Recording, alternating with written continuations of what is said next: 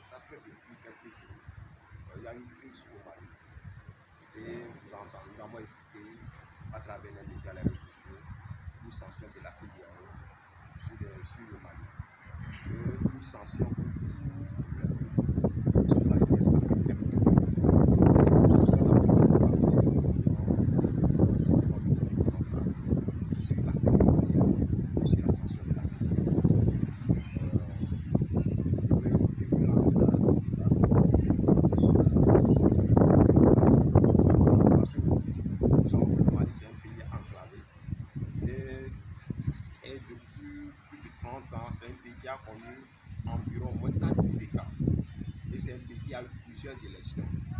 Et ça fait quelques années, le Mali, dès que l'État malien ne dirige qu'à peine un tiers du territoire malien. Et les plus de 2 tiers du territoire malien sont occupés par la guerre, les terroristes. Au même moment, il y a la France à ses armées là-bas. Mais paradoxalement, après le coup d'État sanitaire, que nous n'appelons pas, seulement je l'appelle pas coup d'État, ça fait une normalisation de la vie républicaine parce que c'est le peuple tout entier qui s'est élevé contre la gestion du Kouka. Et les militaires, les frères militaires ont compris l'aspiration du peuple malien et ils sont partis faire une normalisation là-bas. Et c'est là où il y a une crise qui a été là, que les jeunes veulent rétablir la République malienne. Donc ce soir, nous voulons que chacun de nous essaie de donner son opinion sur ce jeu. Si tu veux. Oui, bon. D'abord, saluer les internautes qui nous suivent actuellement parce que la situation du Mali nous préoccupe parce que c'est un pays frère de la sous-région et nous avons appris, comme le frère vient de le dire, il y a une sanction qui est en cours, une sanction de la CEDEAO qui n'existait même pas. Selon moi, ça n'engage que moi parce que la CEDEAO a failli dans plusieurs pays dans la sous-région, y compris notre pays, le Togo.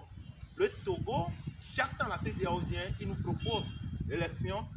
Il y a crise, il nous propose élection. La CEDEAO ne prend jamais sur lui de régler les problèmes de conflit dans le pays. Et ce qui s'est passé au Mali, les gens me disent coup d'État, coup d'État. Personnellement, je ne le vois pas comme un coup d'État. Moi, je le vois comme un acte de normalisation parce qu'on ne peut pas rester dans un pays où les citoyens ne contrôlent qu'un tiers de leur pays et il y a les rebelles, les terroristes, la France qui occupe les 2 tiers de ce pays et ce pays membre de la CEDEAO, que la CEDEAO n'arrive même pas à régler ce problème. Et aujourd'hui, nous, on est étonné que la CEDEAO nous dit qu'il va sanctionner le Mali, il a sanctionné et il va déployer une force pour déloger la force républicaine qui est en train de conduire la transition, qui est normale selon moi, parce que quand vous n'arrivez pas à régler le problème, nous-mêmes on peut régler notre problème. C'est ça. Donc, je vois que la CEDEAO a failli, s'il n'a rien à dire, s'il n'a rien à proposer pour aider le peuple malien, qu'il laisse le peuple malien même régler le problème. Parce qu'aucun pays ne peut venir régler le problème d'autrui. Parce que tous les pays ont des problèmes. Selon moi, la CEDEAO n'a rien à foutre au Mali, il n'a qu'à laisser les Maliens régler leurs problèmes eux-mêmes. Je m'arrête là. Ok. MNFA, il y a quelque chose à dire sur le Mali. Il y a beaucoup de choses à dire. Je te vois entonner des combats en chapeau Che Guevara, etc. Donc, en tant que femme, mère africaine, mère de la nation humaine, qu'est-ce que tu peux nous dire sur ce qui se passe au Mali et sur cette sanction de soi-disant de la CEDEAO qui a failli déjà au Togo? Comme tu l'as dit, j'ai beaucoup de choses à dire, mais je vais attaquer les aspects moraux. Ces dirigeants d'abord qui sanctionnent le Mali, quand on regarde leur palmarès, quand on regarde leur histoire, ils n'ont pas de leçons à donner. Dans la Bible, il est dit, enlève la poutre qui est dans tes yeux avant de vouloir enlever le sable, je ne sais pas, qui est dans les yeux de ton prochain. Quand on parle de coup d'État, on a vu au Togo, Nyasingbe Yadima qui a fait un coup d'État dont la transition a duré plus de 36 ans. Quand il a quitté, qui est venu? C'est son fils. Donc, c'est-à-dire que le Togo n'a pas de leçon à donner au Mali. Le Togo n'a rien à dire sur la situation du Mali. Quand on prend le cas de Alassane Ouattara, un homme qui a promis sauver le peuple ivoirien entre les mains de Laurent Gbagbo, nous connaissons tous l'histoire, et nous avons vu comment il a forcé son 3e mandat contre la constitution ivoirienne. Et combien d'Ivoiriens n'ont pas laissé leur vie? Ce monsieur Ouattara peut-il donner une leçon au Mali? Non, je ne pense pas. Si nous prenons le cas de Ghana, le Ghana de Djendje Rawlings, ce que monsieur Nana Akufo-Addo est en train de faire actuellement, est-ce que ça honore la mémoire de ceux-là qui ont fait du Ghana ce qu'il est aujourd'hui? Est-ce que monsieur Nana Akufo-Addo peut-il donner une leçon au Mali? Je m'arrête là pour les 3 exemples et nous savons tous, ce n'est pas du nouveau, que c'est la France qui est derrière tout ça. Est-ce que d'abord la France, est-ce que la France a le droit de se mêler de l'histoire de notre continent? On parle de la France, on parle de l'Europe, ici on parle de l'Afrique. Donc l'histoire, ce qui se passe au Mali c'est provoqué par la France. Maintenant, concernant les sanctions, je suis contre les sanctions. Ces sanctions sont illégales. Quand on voit les tests, quand on voit, si on lit même les tests de la CEDEAO, on lit les tests de la BCEAO, on lit les tests de l'UMOA, tout ceci est illégal. Et surtout que notre continent et le monde est devenu un village planétaire, prend ce genre de sanctions est suicidaire, inhumaine et irréfléchie. Donc, en tant que femme africaine, en tant que citoyenne togolaise, je m'indigne de ces sanctions. Ces sanctions n'engagent pas que les Maliens. Ce ne sont pas seulement les Maliens qui vont souffrir de ces sanctions. Peut-être même nous, les Togolais, nous souffrirons plus de ces sanctions que les Maliens eux-mêmes. Donc, je vais peut-être m'arrêter là et laisser mes autres confrères parler, oui. Et puis après revenir sur un autre point. Oui, pour donner la parole aux autres, il y a un fait paradoxal qui se passe sur la scène internationale par rapport à la sanction du Mali. Et nous savons tous qu'il y a quelque chose qui s'est passé au Tchad. Idriss Déby, on nous a dit qu'il est mort, on l'a remplacé par son fils. Mais depuis là, on n'entend pas sur les médias, les réseaux sociaux, il faut des élections au Tchad. Mais pourquoi paradoxalement, on nous dit il faut aller aux élections au Mali? Pourquoi les élections maliennes préoccupent tant tout le monde que d'aller aux élections au Tchad? Tchad, on a vu que quand Idriss Déby est mort, on l'a rappelé par son fils. Macron est allé adouber le fils d'Idriss Déby. Pourquoi on a l'impression qu'il y a 2 poids 2 mesures de traitement des 2 pays? Donc, je vais laisser la parole au grand frère. Je donne la parole au grand frère. Moi, personnellement, je voudrais d'abord dire au président malien, M. Goïta, de tenir bon. Peut-être il est en train de faire une révolution pour toute l'Afrique. Je voudrais aussi, nous sommes en train de parler du Mali quand même, je voudrais associer mes propos à la Guinée pour dire aussi à M. Doumbouya que les mêmes sanctions peut-être arriveront chez lui. Je leur demande de tenir bon parce que la jeunesse africaine est derrière eux. Moi, ces sanctions-là, ça m'a tellement indigné que je n'arrivais pas à imaginer que des gens qui se sont dit intellectuels ou élites africaines pouvaient prendre des décisions comme ça à l'encontre de leurs frères et surtout du peuple malien, parce que ces sanctions, c'est les populations maliennes qui vont en souffrir. Les dirigeants, moi je ne crois pas.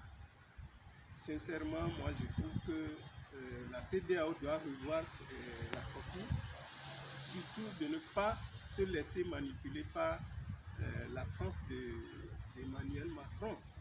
Ce qui se passe aujourd'hui, c'est de jouer l'histoire.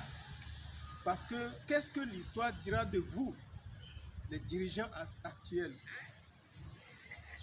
Monsieur Ouattara, Faure Gnassingbé qui est maître en coup d'État à partir de son père, et Ouattara, moi je ne pense pas que ces gens-là puissent prendre des sanctions contre un président malien qui est en train peut-être de nettoyer le pays et de mettre le pays sur de bonnes rails. Alors, moi, personnellement, je suis vraiment indigné de ces sanctions et je lance un appel à la jeunesse africaine de participer dans toutes les manifestations qui se dérouleront prochainement dans les pays de la CEDEAO pour soutenir le peuple malien, parce que cela dépend de nous tous. Merci. Oui, avant de laisser la parole au frère Haïté, il me pas dire une chose tout à l'heure. Il a dit que les sanctions qu'on a données, peut-être c'est vous, les Congolais qui vont en souffrir. Oui, effectivement, parce que quoi? Les Maliens sont des grands commerçants et la plupart de leurs produits, ils viennent les prendre dans le port. Et imaginons si on ferme les frontières, imaginons combien de commerçants maliens ne vont plus commander leurs produits ici. Ce sont des gens qui ont de l'argent, ils vont le commander à partir de l'Algérie et qui va en perdre. De la même manière, il y a des produits maliens qu'on vient de vendre ici. Il y a les Togolais qui font le commerce entre le Mali et le Togo. Donc cette sanction-là, j'ai l'impression que des gens qui ne pensent pas à leur peuple et qui sont là seulement à penser à leur propre intérêt, si effectivement ils réfléchissent réellement à ce que le peuple vit, à la vie quotidienne économique du peuple africain, je ne pense pas qu'ils vont se lever pour prendre ces actions. Au lieu de chercher à prendre ça, parce que les gens disent qu'ils vont faire une transition de 5 ans. 5 ans, c'est discutable. On peut aller faire un débat sur ça pour trouver une solution, un compromis par rapport à cette durée. Mais à cause de 5 ans, dit qu'on va sanctionner un pays, etc. Pour moi, c'est juste une peur de ces dirigeants-là qui ne veulent rien faire pour le peuple. Pour le peuple, c'est une manière pour eux de dissuader leurs militaires à faire la même chose. Alors que non, la vraie dissuasion, c'est de s'attaquer aux problèmes socio-économiques de leur peuple. Donc, pour ne pas monopoliser la parole, je donne la parole à Frère Haïté de donner son opinion, son idée sur la crise malienne et cette pseudo-sanction de la CEDEAO. Merci Fouri. D'abord, je tiens à tirer chapeau au peuple frère, aux Maliens et surtout à son président Assimi Goïta. Et la sanction de la CEDEAO est unique. Parce que d'abord, il y avait un président qui conduisait le pays, mais il y avait la corruption à haute dose dans le pays.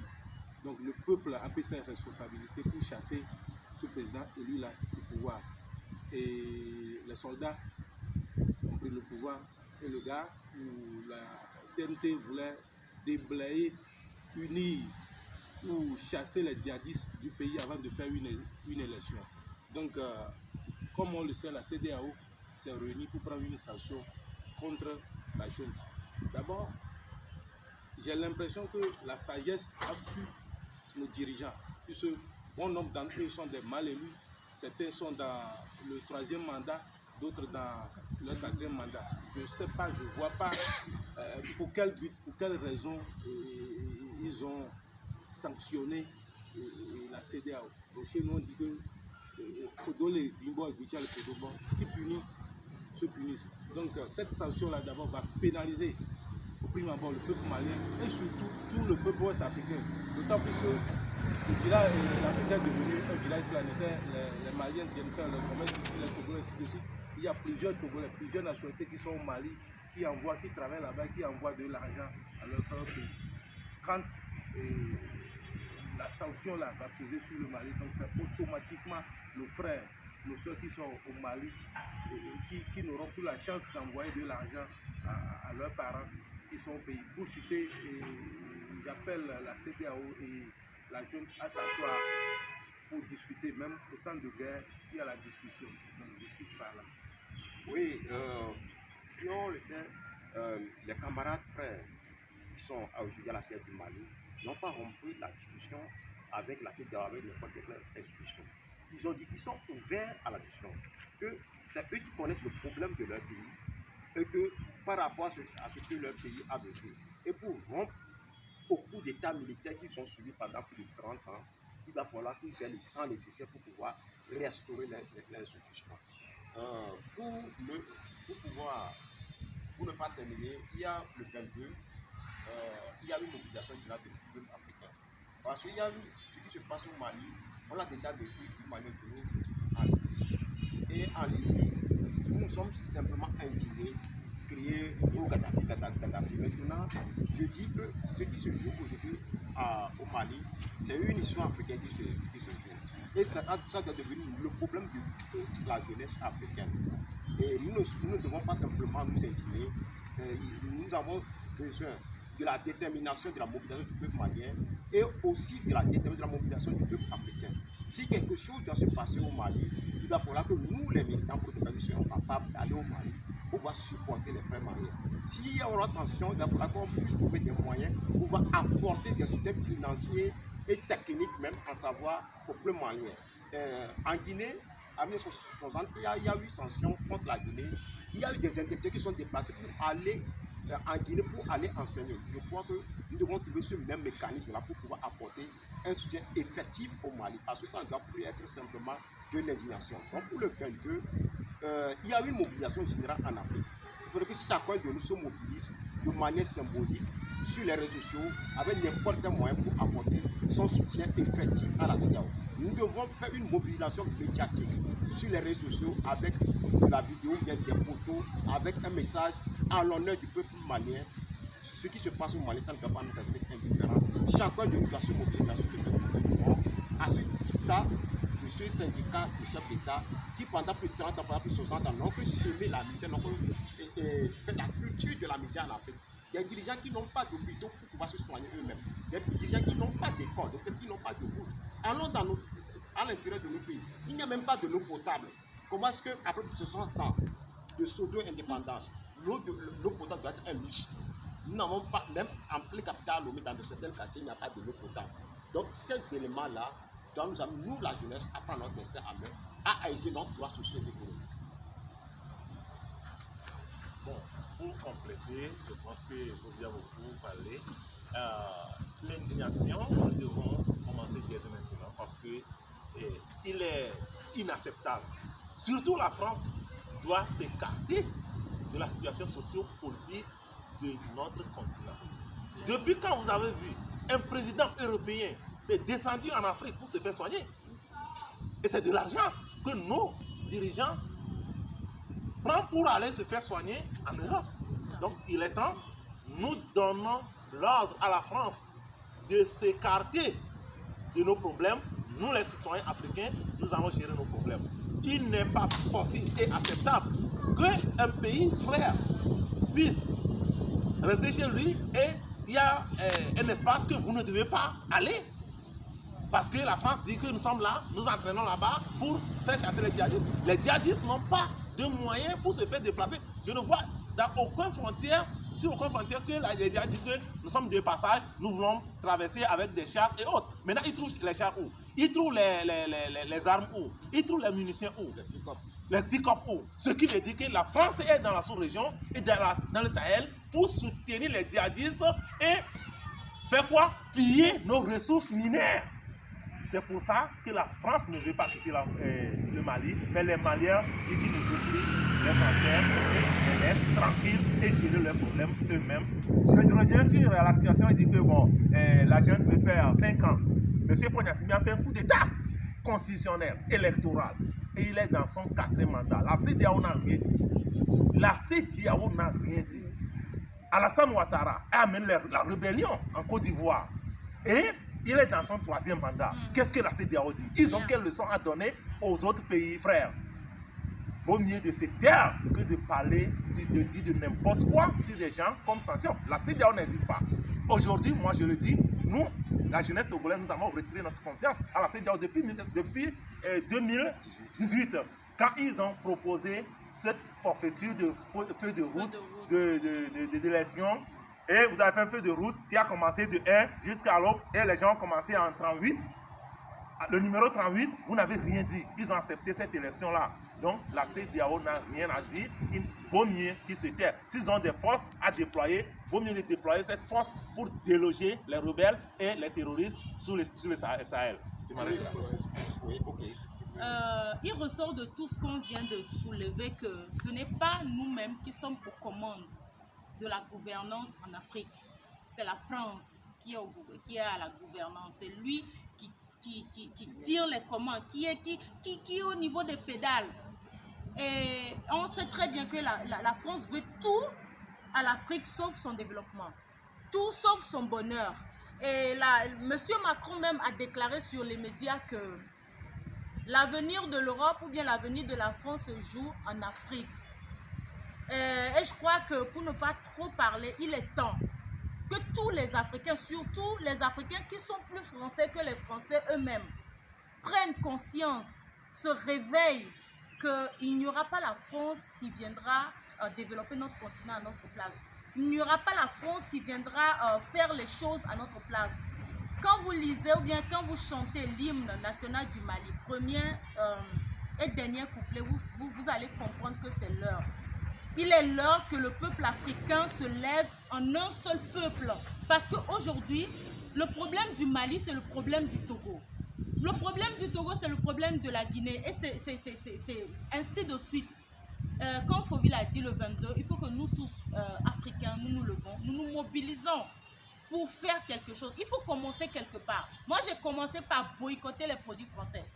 Je monte sur moto, tu veux me mettre l'essence dans une station Total, je descends. Je n'ai pas de Canal Plus chez moi. Je ne vais pas aller m'abonner à Orange. Tout ce qui est français, en tout cas, j'essaie de boycotter les produits français. Les gens ne peuvent pas nous asservir, nous humilier et encore s'enrichir sur notre dos. Que le peuple africain prenne conscience dès aujourd'hui, se mobilise pour soutenir leurs frères maliens. Je vous remercie. Pour aborder dans le même sens que mes prédécesseurs, j'aimerais demander à ces présidents qui ont pris des sanctions contre le Mali, à savoir par quelle alchimie nos frères maliens vont organiser des élections, du moment où leur territoire est occupé à, disons, plus de 60% par des djihadistes. Ils vont aller voter. Hein? Par quelle alchimie ils vont aller voter? Donc, c'est qu'ils veulent privilégier leur candidat que comment dirais-je, le bonheur du peuple malien même. Oui. Donc, humblement, nous demandons à ces néocolonialistes de lever leurs genoux sur nos coups. Oui, pour pouvoir et pour conclure, on prend le cas du Togo. Mon frère a parlé tout à l'heure du problème de la crise en 2017. On a dit au Togo aller aux élections. On a fait l'élection à la CEDEAO au Togo. Le résultat, qu'est-ce qu'on a? On a des prisonniers politiques dans nos prisons. On a une restriction de la liberté civique. On a une constitution qui légalise le long règne au Togo.